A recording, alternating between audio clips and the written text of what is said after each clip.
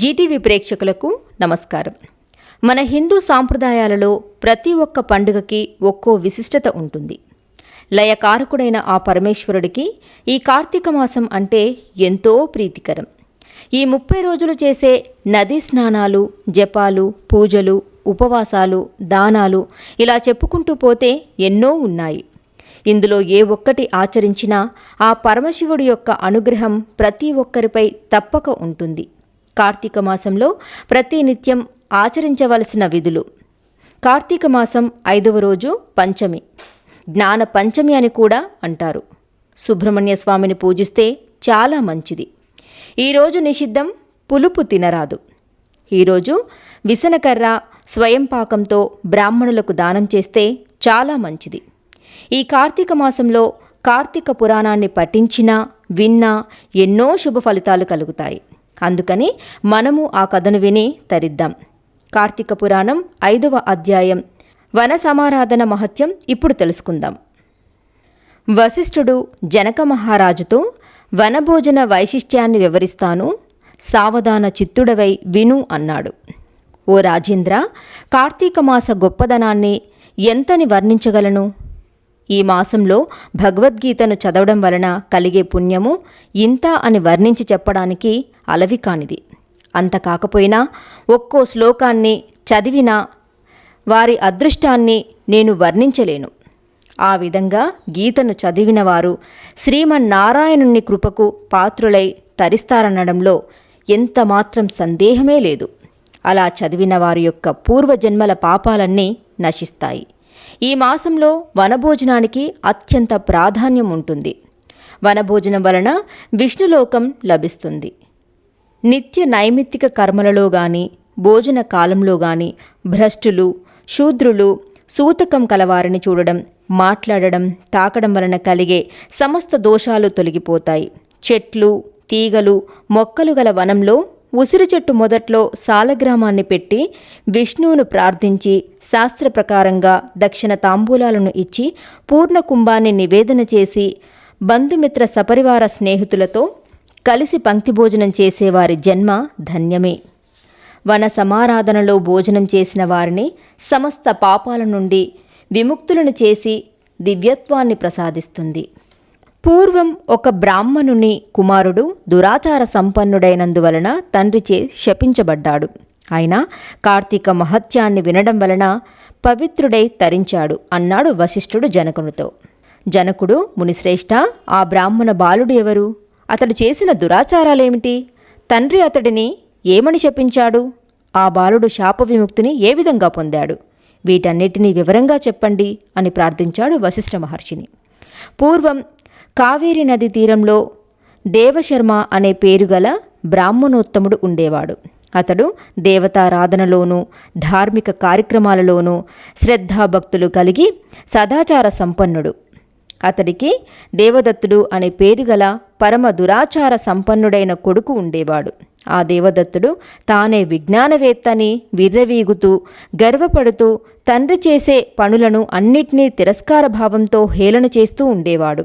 ఏదో ఒక విధంగా కుమారుణ్ణి సన్మార్గంలో ప్రయాణింపజేయాలని ఆ పండితోత్తముడు ఎంతగా ఆరాటపడినా ఎన్ని ప్రయత్నాలు చేసినా ఆ పండిత పుత్రుడు తండ్రికి లొంగలేదు.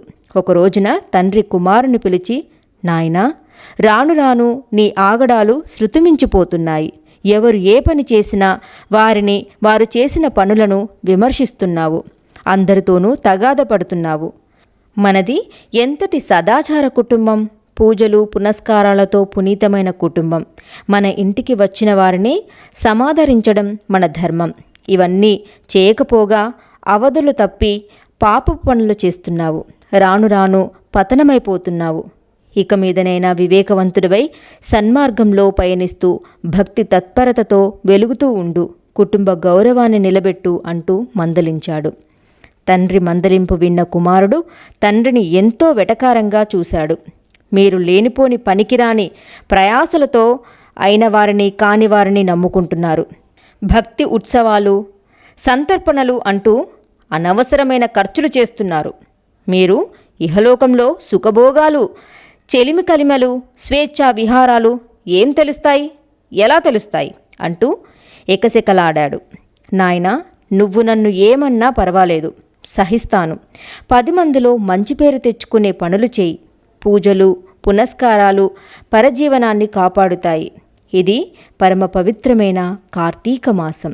ఈ మాసంలో చేసే స్నాన సంధ్యలు, దీపారాధనలు, సమారాధనలు, సంతర్పణలు సమస్త పాపాలను పారద్రోలుతాయి, ఉత్తమ గతులను కలిగిస్తాయి.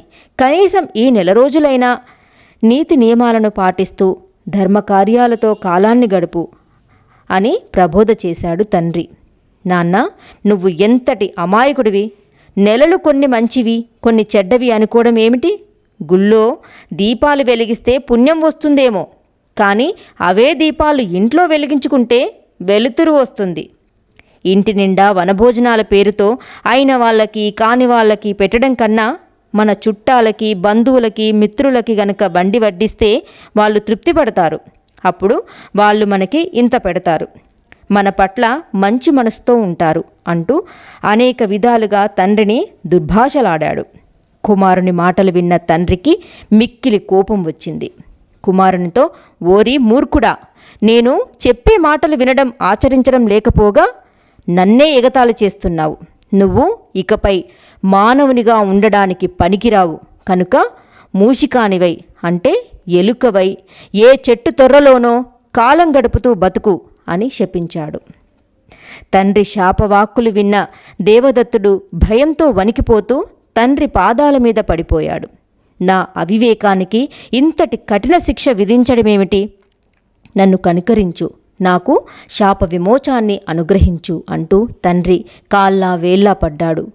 కుమారా, నా శాపానికి తిరుగులేదు, తప్పక నువ్వు అనుభవించి తీరాల్సిందే. ఇప్పటికైనా పశ్చాత్తాపపడుతున్నావు కనుక శాప విమోచన సమయం చెబుతాను. ఎప్పుడు నువ్వు కార్తీక మహత్యాన్ని వింటావో ఆనాడే నీకు శాప విమోచనం అవుతుంది అని చెప్పాడు.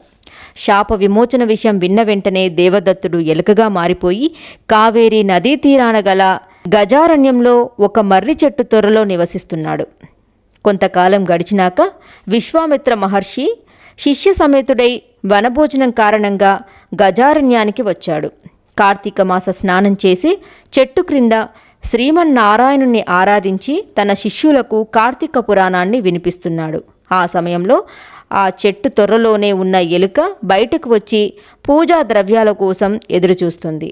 ఆ దారిలో పోతున్న కిరాతకుడు విశ్వామిత్రుణ్ణి అతని శిష్య గణాలను చూసి ఎవరో దారిన పోయే బాటసారులే అనుకుని వారి వద్ద ఉన్న ధనాన్ని అపహరించాలనే కోరికతో వాళ్ళ దగ్గరకు వచ్చాడు. కానీ మహర్షిని అతని శిష్యులని చూసిన తర్వాత ఆ కిరాతకుడి మనసే మారిపోయింది. సంస్కారవంతుడై మహర్షికి నమస్కరించాడు. విశ్వామిత్రుడితో, మీరు ఎవరు? మిమ్మల్ని చూడగానే నాలోని క్రూరత్వం తొలగిపోయింది, ఆనందం కలుగుతుంది. మీరు ఏ దేవుడిని ఆరాధిస్తున్నారో చెప్పి నన్ను కూడా కృతార్థుణ్ణి చేయమని ప్రార్థించాడు. నేను విశ్వామిత్రుడిని, వీళ్ళంతా నా శిష్యులు. ఇది కార్తీక మాసం. ఈ నెలలో చేసే పనులన్నీ పుణ్యప్రదాలవుతాయి. నదిలో స్నానం చేసి విష్ణుమూర్తిని ఆరాధించి వనభోజనం చేసే వాళ్ళకి పుణ్యగతులు కలుగుతాయి. ఆ కారణంగానే నీకు కూడా జ్ఞానోదయమయ్యింది కనుక నువ్వు ఈ కార్తీక వ్రతాన్ని ఆచరించు, దానితో జీవన్ముక్తుడివి అవుతావు అని విశ్వామిత్రుడు చెప్పాడు. విశ్వామిత్రుడి ద్వారా కార్తీక పురాణాన్ని వనభోజన విధానాన్ని విన్నాడు దేవదత్తుడు. వెంటనే ఎలుకగా ఉన్న దేవదత్తుడు బ్రాహ్మణ బాలునిగా మారిపోయాడు. విశ్వామిత్ర మహర్షికి నమస్కరించి ఆయన అనుమతి తీసుకొని తన తండ్రి దగ్గరకు వెళ్ళాడు. ఆ కిరాతకుడు కూడా విశ్వామిత్రుని ఆదేశంతో కార్తీక పూజాదికాలను చేసి ముక్తిని పొందాడు. అన్నం పరబ్రహ్మ స్వరూపం కనుక అన్నాన్ని నిందించకూడదు, అన్నం పెట్టేవారిని నిందించకూడదు అని తెలియజేస్తుంది ఈ కథ. 5వ రోజు పారాయణం సమాప్తం. ఈ వీడియో కనుక మీకు నచ్చినట్లయితే లైక్ చేయండి, షేర్ చేయండి. మరిన్ని ఆధ్యాత్మిక విషయాల కోసం మా ఛానల్ని సబ్స్క్రైబ్ చేయడం మర్చిపోకండి. సర్వే జనా సుఖినో భవంతు.